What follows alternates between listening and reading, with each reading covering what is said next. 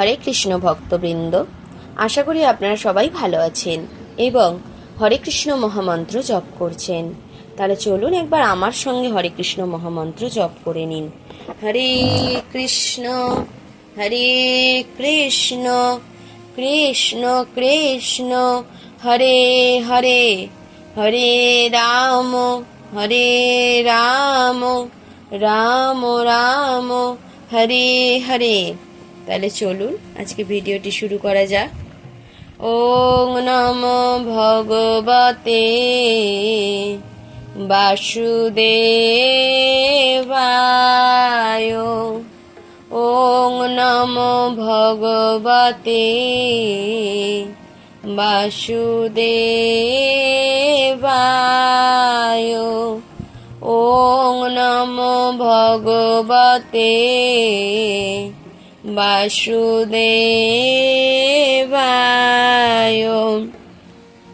শ্রীমদ্ ভগবত গীতা দ্বিতীয় অধ্যায় সাংখ্যযোগ, শ্লোক নম্বর 60।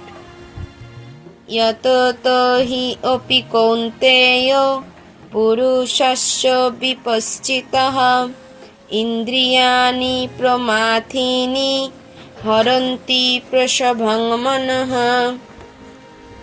যতত শব্দের অর্থ হচ্ছে যত্নশীল। হি অর্থাৎ অবশ্যই, ওপি এটি একটি অব্যয়, এর অর্থ হচ্ছে সত্ত্বেও। কৌন্তেয় হে কুন্তি পুত্র। পুরুষস্য অর্থাৎ মানুষের, পুরুষ শব্দের অর্থ এখানে মানুষ করা হয়েছে, ধরতে হবে। বিপশ্চিতঃ বিচার বুদ্ধি সম্পন্ন। ইন্দ্রিয়াণি ইন্দ্রিয় সমূহ। প্রমাথিনী চিত্ত বিক্ষেপকারী। হরন্তি হরণ করে। প্রসভম বলপূর্বক। মনঃ মন। হে কৌন্তেয়, ইন্দ্রিয় সমূহ এতই বলবান এবং চিত্ত বিক্ষেপকারী যে তারা ইন্দ্রিয় সংযমে যত্নশীল বিবেক সম্পন্ন পুরুষের মনকেও বলপূর্বক বিষয়াভিমুখে আকর্ষণ করে। অনেক ঋষিমুনি ও অধ্যাত্মবাদী আছেন যারা ইন্দ্রিয়গুলিকে দমন করতে চেষ্টা করেন। অনেক সময় ঐকান্তিক চেষ্টা সত্ত্বেও তাদের মধ্যে অনেকে বিক্ষিপ্ত মনের প্রভাবে ইন্দ্রিয় তর্পণের শিকার হয়ে পড়েন।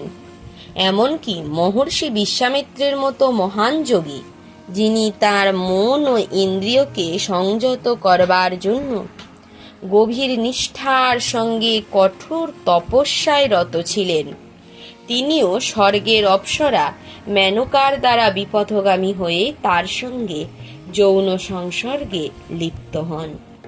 পৃথিবীর ইতিহাসে এই রকম ঘটনার উল্লেখ পাওয়া যায়।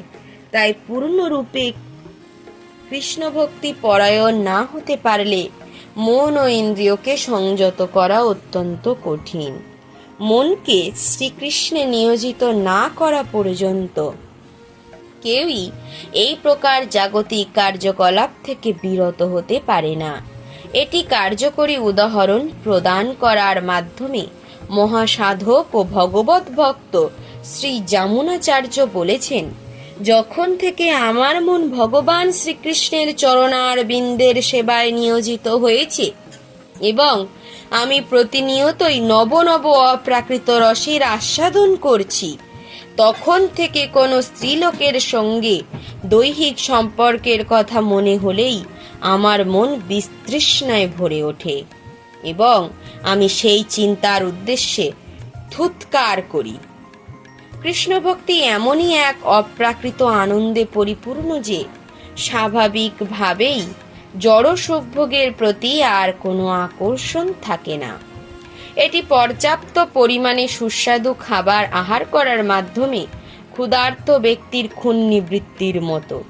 মহারাজ অম্বরীশও মহাতেজস্বী মুনি দুর্বাসাকে জয় করতে সমর্থ হয়েছিলেন, কেননা তার মন কেবল কৃষ্ণ ভাবনাতেই মগ্ন ছিল। সবই মনঃ কৃষ্ণ পদারবিন্দয়োর এব চাংসি বৈকুণ্ঠ গুণানুবর্ণনে। শ্লোক নম্বর 61। তানি সর্বাণি সংযম্য যুক্ত আসিত মৎপরঃ বশে হি যচ্ছেত ইন্দ্রিয়াণি তস্য প্রজ্ঞা প্রতিষ্ঠাতা।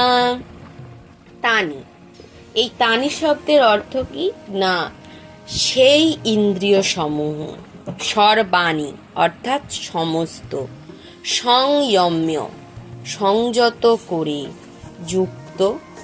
যুক্ত হয়ে, আশিত অবস্থিত হয়ে, মৎপরহ আমার সঙ্গে সম্পর্কযুক্ত, বশে সম্পূর্ণরূপে বশীভূত, হি অবশ্যই, যস্য যার, ইন্দ্রিয়াণি ইন্দ্রিয় সমূহ, তস্য তার, প্রজ্ঞা জ্ঞান, প্রতিষ্ঠাতা প্রতিষ্ঠিত। অর্থাৎ কি দাঁড়াচ্ছে, যিনি তার ইন্দ্রিয় সমূহ সংযমপূর্বক তাদের সম্পূর্ণরূপে বশীভূত করে আমার প্রতি উত্তমা ভক্তিপরায়ণ হয়েছেন, তিনি স্থিতপ্রজ্ঞ। কৃষ্ণ ভক্তি যে সর্বশ্রেষ্ঠ যোগ তা এখানে স্পষ্টভাবে ব্যাখ্যা করা হয়েছে। আর কৃষ্ণ ভক্তি ছাড়া ইন্দ্রিয়কে সংযত করা কখনোই সম্ভব নয়। ইতিপূর্বে উল্লেখ করা হয়েছে, মহাতেজস্বী দুর্বাসা মুনি অহংকারবশত অকারণে মহারাজ অম্বরীশের প্রতি ক্রুদ্ধ হয়ে তার ইন্দ্রিয়ের উপর নিয়ন্ত্রণ হারিয়ে ফেলেছিলেন।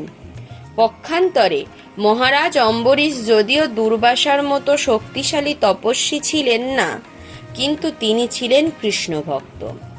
অন্তরে ভগবানের ধ্যানে মগ্ন থেকে তিনি দুর্বাসার সমস্ত অন্যায় অত্যাচারের নীরবে সহ্য করেছিলেন এবং তার ফলে তার জয় হয়েছিল।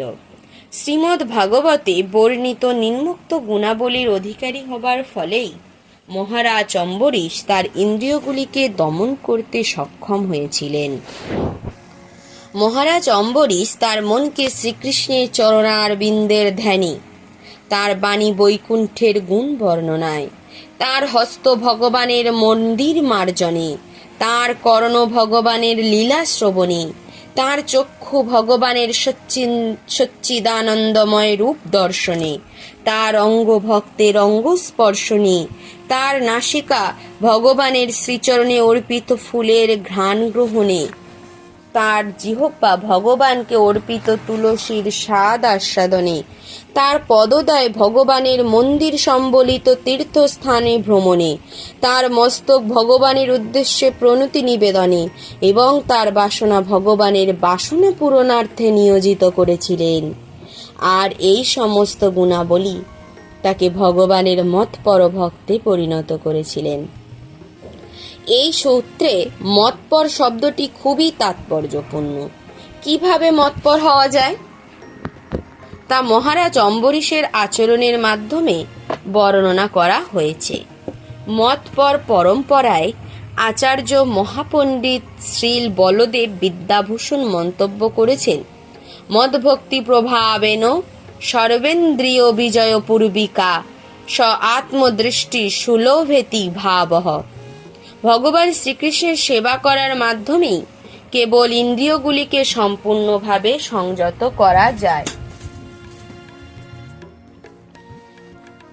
আবার কখনো কখনো আগুনেরও দৃষ্টান্ত দেওয়া হয়। লেলিহান আগুন যেমন একটি ঘরের মধ্যে সবকিছু পুড়িয়ে ফেলতে পারে, তেমনি যোগী হৃদয়ে অবস্থিত ভগবান শ্রীবিষ্ণু তার অন্তরের সমস্ত কলুষতা দগ্ধ করে দেন। যোগসূত্রেও ভগবান শ্রীবিষ্ণুকে ধ্যান করার নির্দেশ দেওয়া হয়েছে। শূন্যে ধ্যান করার কোনো কথাই বলা হয়নি। যে সমস্ত তথাকথিত যোগী শ্রীবিষ্ণু ছাড়া অন্য কিছুর ধ্যান করে তারা কোনো অলিক ছায়ামূর্তির দর্শন করার আশায় অনর্থক সময় নষ্ট করে থাকে। আমাদের কৃষ্ণ ভাবনাময় হতে হবে, পরমেশ্বর ভগবানের প্রতি ভক্তিপরায়ণ হতে হবে। এটি প্রকৃত যোগের উদ্দেশ্য। ওম সর্বে ভবন্তু সুখিনঃ, সর্বে সন্তু নিরাময়া, सर्वे भद्राणि पश्यन्तु कश्चित् दुःखम् आप्नुयात्। ॐ शान्ति ॐ शान्ति ॐ शान्ति। हरे कृष्ण कृष्ण कृष्ण हरे हरे, हरे राम राम राम हरे हरे। श्रीमद् भगवद गीता যথাযথ কি জয়। শ্রীল প্রভুপাদ কি জয়। অনন্ত কোটি বৈষ্ণব বৃন্দ কি জয়। হরে কৃষ্ণ ভক্তবৃন্দ, যদি ভিডিওটি ভালো লেগে থাকে একটি লাইক করে দেবেন এবং সাবস্ক্রাইব করে বেল আইকনটি অল করে রাখবেন, যাতে আপনাদের কাছে সঠিক সময়ে ভিডিওটি পৌঁছে যায় এবং আপনাদের আধ্যাত্মিক জীবনের উন্নতি ঘটাতে পারেন। এবং ভিডিওটি কেমন লাগছে তা একটি কমেন্ট করে অবশ্যই জানাতে ভুলবেন না। হরে কৃষ্ণ, ধন্যবাদ।